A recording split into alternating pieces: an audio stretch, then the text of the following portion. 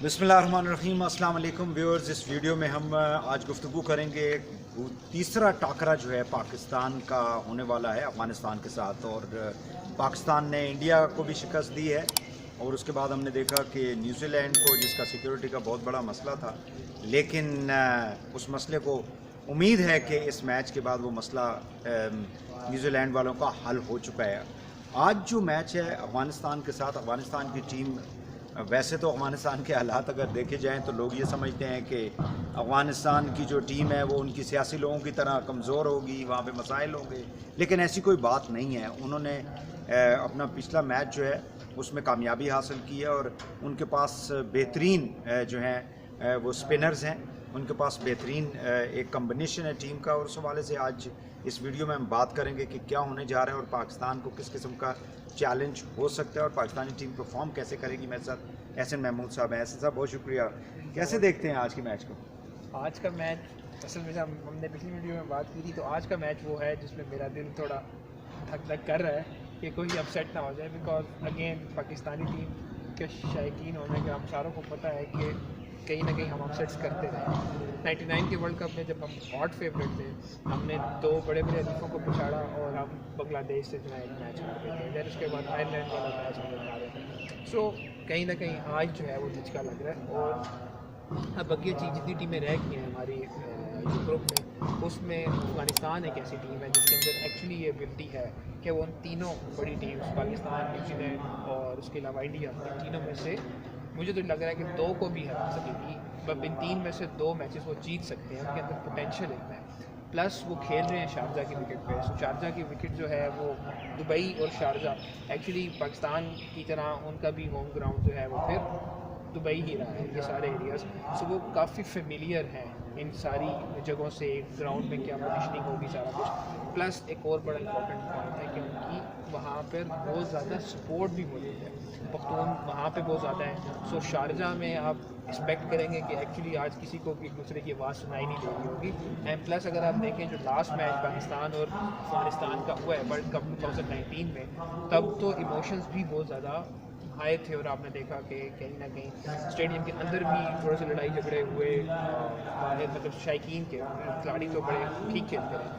और आपको ये भी पता है कि अफगानिस्तान वो टीम है जिसको ट्रेंड भी बेसिकली पाकिस्तानियों ने नॉर्मली किया है। इनमें से इमाम भी रहा है, उनके कोच ऐसा ही है। इनके दोनों जो मेन प्लेयर्स हैं, मोहम्मद शहजाद हैं या उसके बाद राशिद खान, जो इस टाइम दुनिया में पहचाने जा रहे हैं, वॉज द वन जिन्होंने यहाँ से आगाज़ किया अपनी क्रिकेट का। एंड देन वो वहाँ गए, तो टाकरा तो बहुत सख्त है। राशिद खान के ऊपर दुनिया की नज़रें होंगी। अगेन वर्ल्ड क्लास स्पिनर हैं, ऑलराउंडर, चौके छक्के भी मार लेते हैं। दैन उसके बाद उनके पास रही हैं PSL में लास्ट जो है, जो दुबई में लास्ट हाफ जो हुआ है, हमारा सेकंड हाफ हुआ है, उसमें उनकी एक सेंचुरी मौजूद है पेशावर दर्बी की तरफ से खेलते हुए। और उन्होंने पहले मैच जो अभी खेला है अगेंस्ट स्कॉटलैंड, अमेजिंग परफॉर्मेंस दी है और 190 का टारगेट उन्होंने शारजा वाली पिच पे दिया। सो आप कह सकते हैं कि एक और अच्छा मैच पाकिस्तान का जो है वो आज होगा। तो आज पाकिस्तानी की टीम जो है, डू यू थिंक कि उसके अंदर कोई तब्दीलियाँ भी करेगी तो हमारी टीम? मेरा ये ख्याल है, जिस तरह आप देखें अगर, तो इवन वार्म अप मैचेस से ही इन्होंने एक ही कॉम्बिनेशन है जिसको खेलना है और उसी को कंटिन्यू करें। और कैप्टन जो है, और जिस तरह कल से क्लैन मुश्ताक की जो प्रेस कॉन्फ्रेंस थी उसमें भी उन्होंने बात की है कि बॉयज़ जो हैं वो रिलैक्स नहीं ले रहे किसी भी मैच को। तो वो पिछला दिन भूल चुके हैं कि वो न्यूजीलैंड से जो है वो जीत चुके हैं।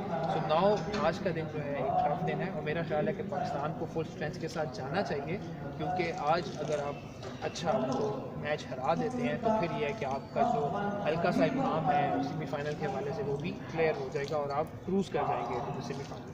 सो ये एक बड़ा इंपॉर्टेंट फैक्टर है कि पाकिस्तान को अपनी फुल स्ट्रेंथ के साथ जाना चाहिए, बेंच पावर को फिलहाल ना आजमाएं।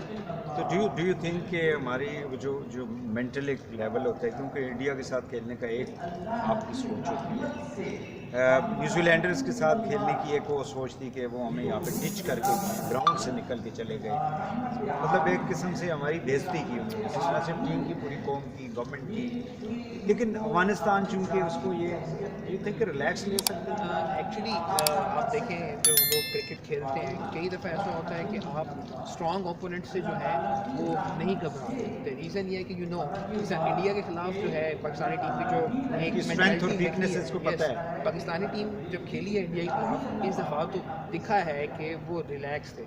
रीज़न ये है कि कहीं ना कहीं आपकी मेंटेलिटी होती है, चलो 11 हार गए तो 12वां भी हार गए तो क्या हो जाए, ये बहुत इंपॉर्टेंट होता है। बट नाउ यहाँ पे ये है कि एक रिलेटिवली वीकर अपोनेंट है इन टर्म्स ऑफ कि उसके पास जो लैक ऑफ एक्सपीरियंस है, हम इस पे कह सकते हैं उसको कि वो थोड़ा सा आलमी मैचेस का नहीं है, लीग्स तो वो डेफिनेटली खेल रहा है। सो कहीं ना कहीं वो फियर ऑफ लूजनेस भी वो होता है, और जब आपके अगेंस्ट एक टीम ऐसी है जिसको वो फियर नहीं होता, सो ये एक वो साइकोलॉजिकल एलिमेंट है जो कहीं ना कहीं हमें लेके जा सकता है। आप देखें कि इवन न्यूजीलैंड के खिलाफ जो स्कोर था वो उससे भी कम था, पाकिस्तानी टीम ने उनको 135 पे कॉन्कर कर लिया था, रोक लिया था, जाके 150 पे अपने इंडिया को रोका था। तो फील्डिंग जो है हमारी काफ़ी हद तक, कैचिंग जो है वो बहुत इंप्रूव हुई है, लेकिन हमने देखा कि थोड़ा सा हम रिलैक्स हुए ग्राउंड फील्डिंग में, और बैटिंग में भी हमने यही देखा, हमारे 2 से 3 प्लेयर्स जो हैं वो LBW आउट हुए, आपने देखा। सो रिजवान जो है वो LBW आउट हुए, तो स्पिनर पे कहीं ना कहीं बाबर और रिजवान भी थोड़ा सा फंसते हैं।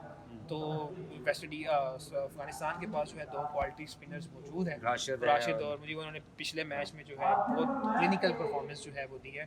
सो अगेन टीम ने स्ट्रेटजी तो बनाई होगी कि उन्होंने राशिद को और उसको कैसे टैकल करना है, बट इसीलिए आज पाकिस्तान को पूरी अपनी बेंच स्ट्रेंथ से, अपनी पूरी जो है वो स्ट्रेंथ से जाना होगा, क्योंकि अगर ऊपर से विकेटें गिरती भी हैं इससे, और टॉस गेम यहाँ पे आपने देखा है बहुत इंपॉर्टेंट है, जो टीमें टॉस जीत के बैटिंग बाद में कर रही हैं उनको एज मिल रहा है, और अभी तक सारे लोग वही मैच जीत रहे हैं, अपार्ट फ्रॉम अफगानिस्तान वो टीम थी जो पहले बैटिंग करके जो है वो तो कहीं ना कहीं आज खदशा लगा रहेगा कि कुछ ना कुछ होगा। अच्छा, मुझे ये बताएं कि क्राउड का आपने बताया कि क्राउड उनका भी है वहाँ पे, तो क्राउड का फैक्टर कितना होगा? क्राउड का फैक्टर बहुत ज़्यादा है।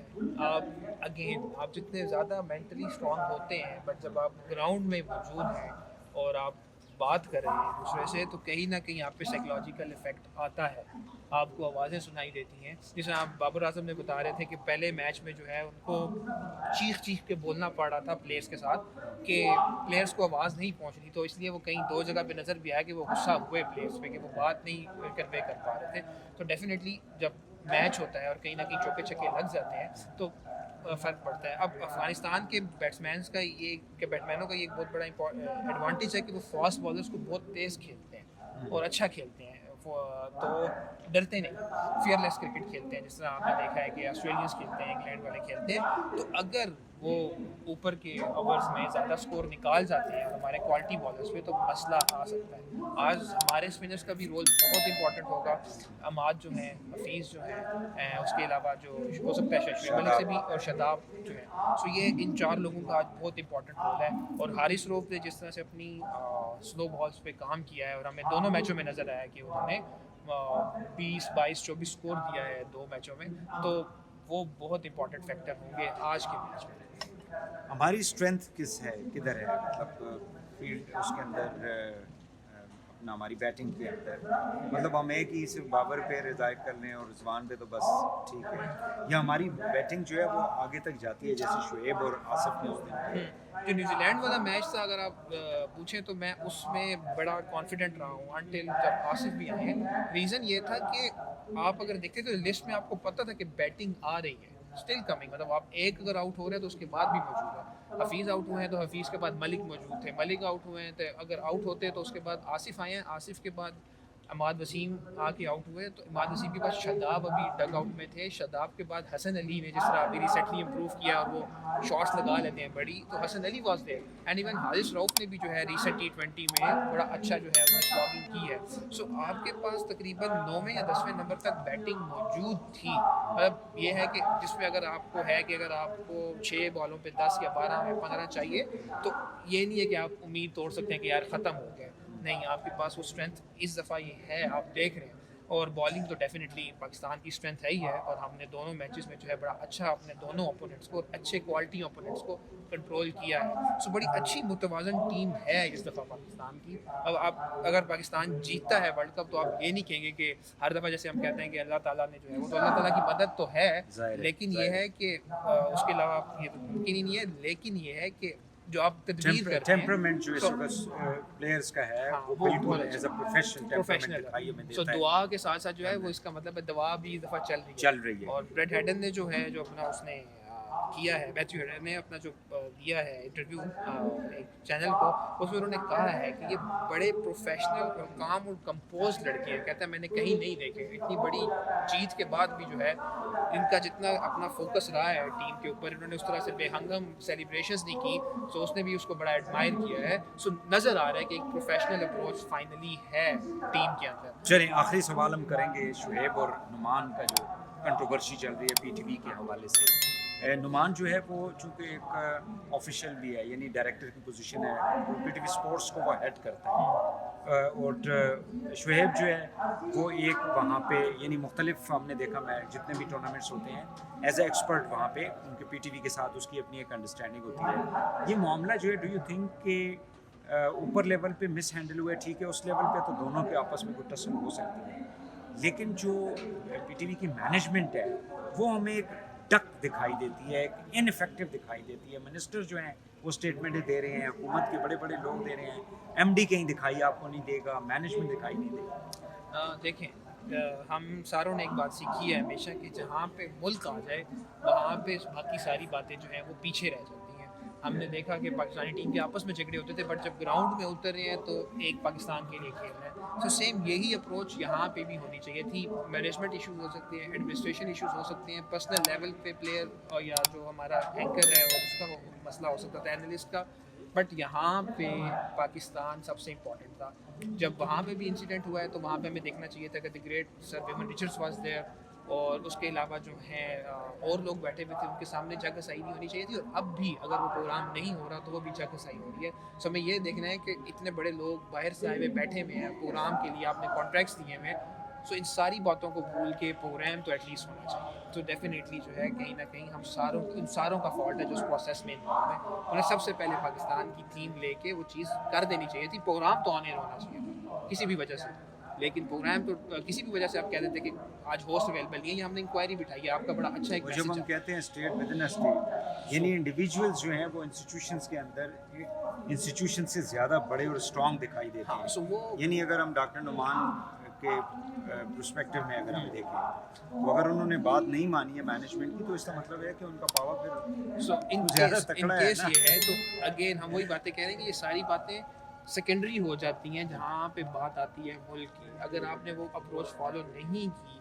सो दैट मीन्स कि आप अपनी ज़ात से ज़्यादा किसी चीज़ को अहमियत नहीं दे रहे हैं। हालांकि अगेन बात यही है कि जब हम बैठे होते हैं तो पाकिस्तान सबसे पहले, सो पाकिस्तान को अगर कोई अहमियत नहीं देगा तो डेफिनेटली फिर लोग जो हैं, व्यूअर्स जो हैं, वो सारी कदर कीमत उसकी खो देंगे। और मेरे ख्याल में शुएब अख्तर का वहाँ पे वो स्टेप बेहतर था कि उन्होंने कोशिश की कि चीज़ों को कंट्रोल करें, लेकिन अनफॉर्चुनेटली वो कंट्रोल नहीं हुई। सो कहीं ना कहीं डिग्निटी जो है मैटर करती है, being a star of Pakistan जो इतना renowned. Thank you Ehsan, thank you. आपने ज़बरदस्त जो है ना आज के जो मैच आज हो रहा है, आज एक टाकरा हो रहा है अफगानिस्तान पाकिस्तान का, तीसरा मैच है पाकिस्तान का वर्ल्ड कप का, और ज़ाहिर है कि लोगों की नज़रें जो है पाकिस्तान टीम के ऊपर हैं। दो बड़ी टीमों को उन्होंने दुनिया की उनको शिकस्त दी है, कॉन्फिडेंस लेवल भी सारा होगा। लेकिन बात जो एहसन ने कही है कि एक प्रोफेशनल और कंपोज तरीके से और स्ट्रेटजी के तहत अगर हमारी टीम खेलेगी, क्योंकि अफगानिस्तान की टीम कोई इतनी कमज़ोर टीम नहीं है, और जब हम टीमों को कमज़ोर लेना शुरू कर देते हैं हिस्टोरिकली अगर हम देखें, तो फिर हम छोटी से छोटी टीम जो होती है वो भी तगड़ी टीम को हरा देती है।